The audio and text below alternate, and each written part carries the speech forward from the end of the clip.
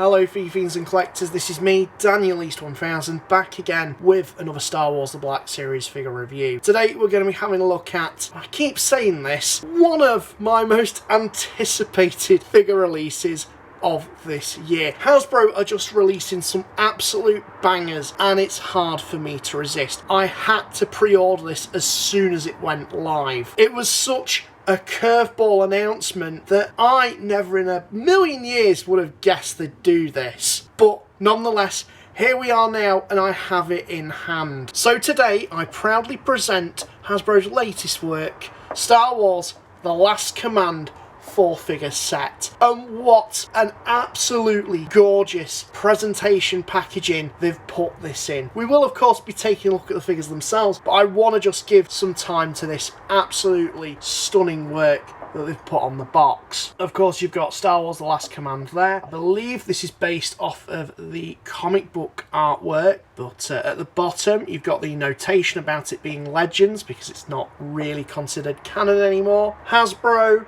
bit of legal MacGuffle at the bottom there as well. On the spine you've got the characters that this box set includes. So of course you've got Mara Jade, Luuke, and Joruus C'baoth. And you've got a notation of the names just there, of which is very, very cool. Just going on the edges, just because this is, you know, the comic book sort of release, they've stuck to that theme that they've done with other comic book release figures for the Black Series, wherein that you've got on the spine a ton of artwork and frames from the comic, of which is just a really, really nice bit of detail. Just shows some real thought and love as well for the media that came before. So that's really awesome. And same at the bottom there as well. Now finally on the back you've got some gorgeous artwork, again in colour this time, of some frames from the comic and a rundown of the characters. So you've got Luuke, Joruus C'baoth and Mara Jade. Of course you've got the legal guard at the bottom there, but that really doesn't detract from how well presented this box set is. And I could really understand why people would want to keep this, well, mint in box. Not only that though, you can open it up to take a look at the figures. Of course I've removed them for the intensive purposes of this review, but of course that's the window where the figures would sit. In the backdrop there you've got some very nice artwork taken from the comic, and of course that really offsets the figures beautifully. You've got Joruus C'baoth summoning some force lightning there, or some force power. Just awesome. And then of course you've got a bio and some more artwork, of which is just absolutely fantastic. So that's the packaging out the way and done with, and to be honest, if I could get another copy of this carded, if I can ever find it cheap enough, I probably will. But I'm so pleased to have these figures and I can't wait to show you them. So let's have a bit of a history lesson and see why this set is so important. Before I ever worked at Lucasfilm or ever imagined that I could work at Lucasfilm, I loved that trilogy, Heir to the Empire. Hello, it's nice to meet you. Hi. She has a book to sign. Okay. When Heir to the Empire came out, I was still in high school in Kansas. My whole family, we had to drive 2 hours to go to a bookstore to get Heir to the Empire the day it came out. And then there was a big fight of who's going to get to read it first. I just soaked it up. I reread it like 1,000 times. The Thrawn trilogy consists of books written by Timothy Zahn, starting with Heir to the Empire, followed by Dark Forces Rising, and concluding with The Last Command. These were later adapted into comics, published by Dark Horse. Heir to the Empire was released in 1991, with the series set roughly 5 years after Return of the Jedi, revisiting classic characters from the original trilogy, but also introducing us to new characters such as Mara Jade, Talon Karrde, Joruus C'baoth, and a new threat to the galaxy, the cold and cunning Grand Admiral Thrawn, as he fights to topple the New Republic, restoring the Galactic Empire to power. While the book series was licensed and approved by Lucasfilm, it was not George Lucas's original story. As the creator of Mara Jade, I am not the creator of Mara Jade, and I want you to get out of this office right now. I'm sorry, Zeb. No way. You brought No way. You brought it on yourself. I don't want you here. Out. Zed, I got your voucher. Out! And as such, seen as the author's vision as to what could have happened, rather than a solidified canon. Furthermore to the point, while not the first media to explore the universe post-Return of the Jedi, it is widely considered to be the true start of the Star Wars modern expanded universe. The Thrawn trilogy sold a combined total of 15 million books, seeing Heir to the Empire reach #1 on the New York Times bestseller list. Following the success of the series, this can be widely attributed to the continuation with multimedia events being spawned over the years, keeping the franchise fresh and engaging through different medias amid the hiatus of film releases. Despite the Thrawn trilogy being seen as expanded universe, a lot of ideas been recycled into both Lucas' own story, Coruscant namely being adapted into the prequel trilogy, and with current Disney media seeing Thrawn being reintroduced into Star Wars Rebels. Let's just take a moment and let's just expand the universe a little bit, shall we? Let's. Here we go. I know you guys wanted it, so there you go. Thrawn's back. And having his live-action debut in Ahsoka, solidifying the series' relevancy today. So here we have all the figures, and first impressions are they're absolutely fantastic.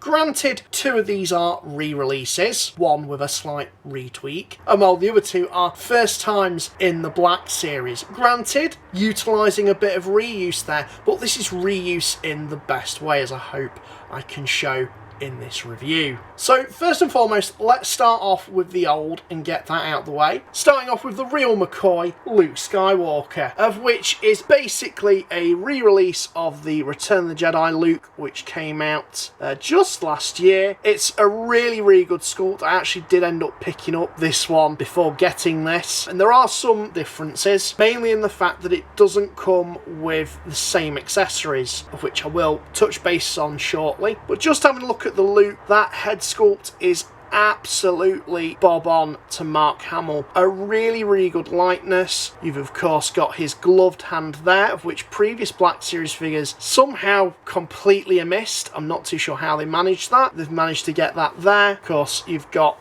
the chest piece, which has the white flap down, and I have looked at frames from the comic of Star Wars The Last Command, and Luke does appear like this in some of the frames, so it is relatively accurate to that. Again, it is a cheeky little re-release, but it serves the purpose in this instance. Of course, you've got the belt there, the little pouches and doodads. Of course, there's the hook as well, because you can hook the lightsaber hilt onto that if you did so wish, and then the legs as well, which are quite basic, but they do the job. There's not really too much to talk about with this Luke, other than of course the accessories. Like I said, he comes with the lightsaber, of which is his Return of the Jedi version, and while the lightsaber beam is also removable from the hilt, so you can display that hilt on his belt just there. In terms of the chest piece, it is worth noting that on the Return of the Jedi version of this figure, it is interchangeable, so you can have a solid black piece on there or have the white flap down version, of which in terms of this you can't remove that, it is glued on. It would have been nice if they included that other accessory in there so that you could interchange them if you did so wish, just in case if anyone missed out on that figure then has the complete version. But it is what it is. I guess this is really firmly on the Last Command look of Luke, but what a brilliant, brilliant figgy. Probably one of the more basic ones out of the set. Now, in terms of his articulation, he has a ball joint in the head, a ball joint in the neck, butterfly joints in the shoulders. He has ball jointed shoulders as well, ball jointed elbows, ball jointed wrists, a ball jointed torso, ball jointed hips, swivels at the tops of the thighs, ball jointed knees, believe swivels at the tops of the boot as well, ball jointed ankles with the rocker joint. So you can get this figure in some extremely dynamic poses. I do have to say this figure really pairs quite nicely with the 40th anniversary of the Return of the Jedi Vader really well. I actually have them posed up on my shelf together in a bit more of a melancholic look. And while I'm pretty chuffed to have a more action orientated Luke, so I can accept having this again. Although some people might be a bit miffed about getting this again if they have that figure, it'll really depend on your mileage. But that's Luke for you. I just wanted to quickly cover him. because really there's not too much to talk about, although he is a very, very good figgy. Moving on to Mara Jade, this is another repack, although Hasbro have kindly enough included some bonus accessories with this in the form of the alternative head. But yeah, this is a straight up re-release, and while I do own this figure already, I didn't actually get round to reviewing it, so here's my review on Mara Jade, which was probably one of my favourite figures from last year. It was just such a difficult one to find though. I know a lot of people really struggled to pick this up because for some reason it was just done in such limited quantities. I'm really pleased that Hasbro revisited this figure and allowed people to get another chance at getting her. Again, quite basic in initial looks. She's got some cool sort of strap thing going on there. Got her blaster holster. Of course, the head sculpt is really, really good. Of course, this is a character that we haven't really seen in live action, though there was some photography done with a cosplay of Mara Jade for some promotional material back in the day. So I feel like Hasbro's taken a bit of creative license from that slightly, which is quite cool. Now, just touching base in terms of the accessories, of course, she comes with the blaster, which is very, very nicely sculpted. She holds that very, very well, and it does sit inside her holster. She also comes with an alternative head, of which the first release didn't come with. So if we just pop the head off, and then you can remove the scarf and goggles, and you can pop that head on with the headgear, which is really, really cool, and actually is really strange why Hasbro didn't include that with the first release, considering the box art actually has her depicted with that. So it's only until now that we've got this in this figure set, but pop off Hasbro, it's all good. It's nice that they've included that, and gives an extra bit of an incentive to pick this set up. So yeah, that's pretty damn cool. Now, finally, in terms of a lightsaber, of course, she does have a purple lightsaber, which is how she's most frequently depicted wielding. It is synonymous for Mara Jade in that it's the one that she uses while she's the Emperor's hand. Towards the end of The Last Commando, after facing Luke, the clone of Luke Skywalker, the real McCoy Luke gives Mara Jade his original lightsaber, of which Luke was wielding. So if you did wish, you can swap that lightsaber out for the lightsaber that she uses after The Last Command. It's entirely up to you, but I just thought that was an interesting bit of detailing to add in there and mention. And of course, you can take the blade out of the hilt, and you can put the hilt on her belt because there is a hook and the loop system as well for that. But moving away from accessories, in terms of her articulation, she has a ball jointed head, ball jointed shoulders, ball jointed elbows, ball jointed wrists, a ball jointed torso. Then she also has an ab crunch as well, so you can get some really good posability there as well. She's got ball jointed hips, swivels at the tops of the thighs, although in this leg it's a little bit hindered just due to the fact that the blaster holster is glued onto that. She has double hinged knees and ball jointed ankles with the rocker joints as well. So again, you can get this figure in some really, really good dynamic poses. I'm so pleased that they've re-released this one, giving people an opportunity to get it again for those that missed out. And I also really like the fact that if people already did have this, they've included that additional head sculpt, of which they should have really included in the first place, in that original release within this figure set. So that's Mara Jade for you. Next up, we have Luke, the clone of Luke Skywalker, created from the DNA of Luke's severed hand after his confrontation with Darth Vader, brandishing Luke's original lightsaber, lost in that duel. What a freaking creepy figgy this is. I absolutely adore this, and it's a first. We didn't even get this guy in 3 3/4 inch. And yes, I know it's just another Luke, but this is Luke, a completely different character. Oh my god, you can just tell with that absolutely manic head sculpt. The likeness to Mark Hamill is amazing, and just how they've made him look absolutely psychotic just matches up with that frame from the comic perfectly. I am so thrilled with this guy. It's such a deep cut Star Wars character. I'm so glad that Hasbro released a figure to acknowledge it. And it really does leave me and give me hope that we'll maybe see some more weird and funky Star Wars characters in due course. Bravo, Hasbro, bravo. And even though this does utilise a lot of pre-existing parts, this is reuse done in the right way. But yeah, just looking into him a bit closer, as I mentioned, that manic head sculpt, you've got this big blue cloak, which sits really rather quite nicely on the figure. Just having a look all the way around, just looks absolutely fantastic in my opinion. Usually Hasbro cloaks aren't amazing.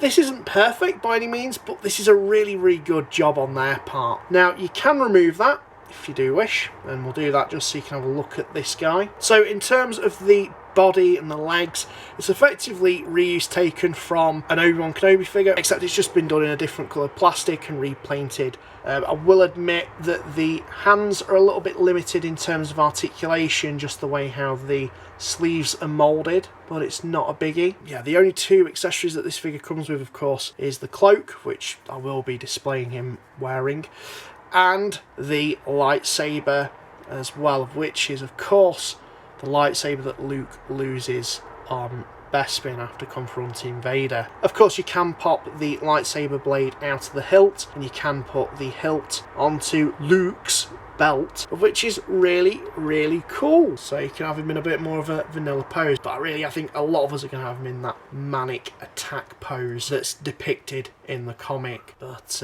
in terms of his articulation, he has a ball jointed head, ball joint in the neck as well, though it's a little bit limited, butterfly joints in the shoulders, ball jointed shoulders as well, ball jointed elbows, ball jointed wrists, although like I said they are a little bit limited due to the sleeves, ball jointed torso, ball jointed hips, swivels at the tops of the thighs, ball jointed knees, and ball jointed ankles with the rocker joints. So you can get this guy in some really good poses once again. As I mentioned, this is such a deep cut Star Wars character. I'm thrilled that Hasbro had the chutzpah to make this thing, and I can only commend them. Yes, it's reuse, but like I said, it's reuse done in the absolute best way possible. And finally we have Joruus C'baoth, really probably making a hatchet job on that name, but this is basically the clone of Joruus C'baoth.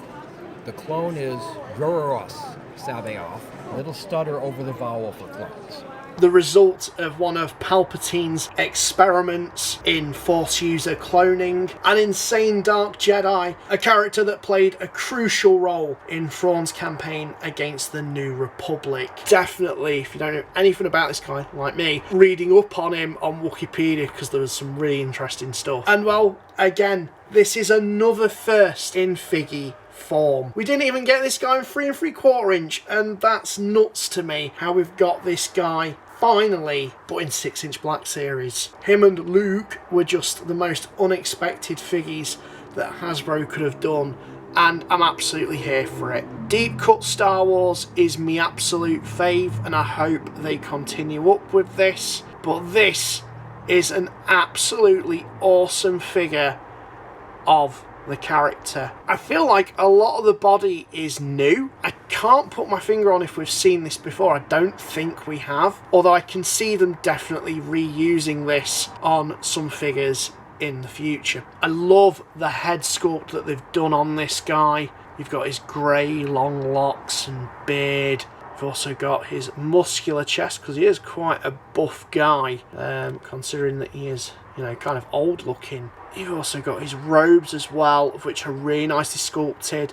And of course you've got the soft goods for the skirt area. Just absolutely fantastic. He's even got his little sandals on as well, which is quite cool. I mean, the legs themselves are possibly reused, but I can't really tell what from. But man, this guy is absolutely fantastic. You also might notice as well this medallion that he's wearing, because there's nothing really sort of explained about it that I could find online, although there's a lot of discourse. Some people believe that this could be a medallion of which in previous canon Jedi Masters were given once they reached the rank of Master. So the idea around this is the fact that the clone of Joruus found this, and as such to boast his own ego and solidifying himself to believe that he is Joruus C'baoth, Jedi Master, he wears this. I'm not too sure, but it's a cool bit of detail anyway, whatever it is. He is seen depicted with that, but I'd love to get a bit of clarity on what it actually is, because there's some varied thoughts on that. But yeah, it is a loose piece that's secured around his neck. Hasbro could have easily missed that detailing out, but I'm really pleased that they didn't. Of course, I've got him displayed with the Force Lightning hands, because Joruus C'baoth's actually more of a Force user than someone to whip the lightsaber out and go ham. And his Force abilities are absolutely insane. You know, it's completely understandable why Thrawn would use a Ysalamari to really suppress any Force users. Luke wasn't really his concern, so it was only right that I gave him the electric hands, of which are basically taken from the Emperor figure, of which I have reviewed if you want to check that review out. Side note, the lightning bolt hands are actually different. I only realised this after filming the review, but they're a little bit thicker. Thank you, Sith Lord, to have that information. But yeah, that looks really, really rad. I know in a lot of artwork and depictions he's kind of stood there like that, wide stanced, his arms up in the air, shooting those bolts of lightning. Just really, really cool. Now, you can switch these hands out and give him his regular hands, which I'll do for you now, because I'm nice like that. And interestingly enough as well, considering what I've said about him being more of a Force user, Hasbro have decided to give him a lightsaber. Now, he is seen with a lightsaber, though it's typically on his belt. I'm not too sure if he uses this or wields it, but they've given him a red lightsaber nonetheless. So, I mean, I suppose that gives some variation into display and posing. Ants on a postcard if you do actually see him with this in the comic, because I really don't know. I don't think he does, but similar sort of deal. You can pop the blade out of the hilt. There's just nowhere to actually store the hilt onto the figure, and it would have been nice if it actually attached on to kind of recreate how he looks in the comic. Rather than having the lightsaber drawn, this figure would have been the perfect choice to have that store onto there, because I think a lot of people will probably want him doing Force powery stuff. Nonetheless, very, very cool. You can get him posed up very nicely with that lightsaber accessory. So there's his articulation. He has a ball jointed head, ball jointed in the neck, butterfly joints in the shoulders, ball jointed shoulders as well, ball jointed elbows, ball jointed wrists, ball jointed torso, ball jointed hips, swivels at the tops of the thigh, double hinged knees, so you can see them there, ball jointed ankles with the rocker joints as well. So you can get this guy in some really, really good dynamic poses. Again, an incredibly left field figure for them to do. I'm so pleased that Hasbro made him. The fact that, as far as I'm concerned, they've used a new sculpt, by all means correct me if I'm wrong there, is so nice to see, especially on a character as obscure as this. So there we have it, the Last Command 4-figure pack. What an absolutely incredible release this is. You've got a real assortment in here of some new figures, some new characters, and yes, indeed, a bit of reuse and re-release, but it's nothing to grumble at. I think the price point is a little bit spenny, admittedly, but considering how nicely presented and packaged this set is, I can only recommend it, particularly if you are a big fan of the Thrawn trilogy by Timothy Zahn. You like weird Star Wars, and I think that's what you're really paying for here, is the weird, unique Star Wars. Exclusively on Hasbro Pulse is testament to that, and I really hope we see more releases like this in the future. It's everything you could really want as a Star Wars collector. A bit of a reflection on the past. It's just wonderful. The fact I want another one just to keep carded, nicely pristine in box, is testament to how good this thing is. I'm smiling like an idiot. I know I have some of these figures anyway in some capacity, but the fact that we got two characters that I never thought we would see immortalised in plastic is awesome. But let me know what you guys think in the comments down below. Have you picked this up? Are you considering picking this up? Sound off, and while this is me, Daniel East 1000, sign out, and thank you very much for watching.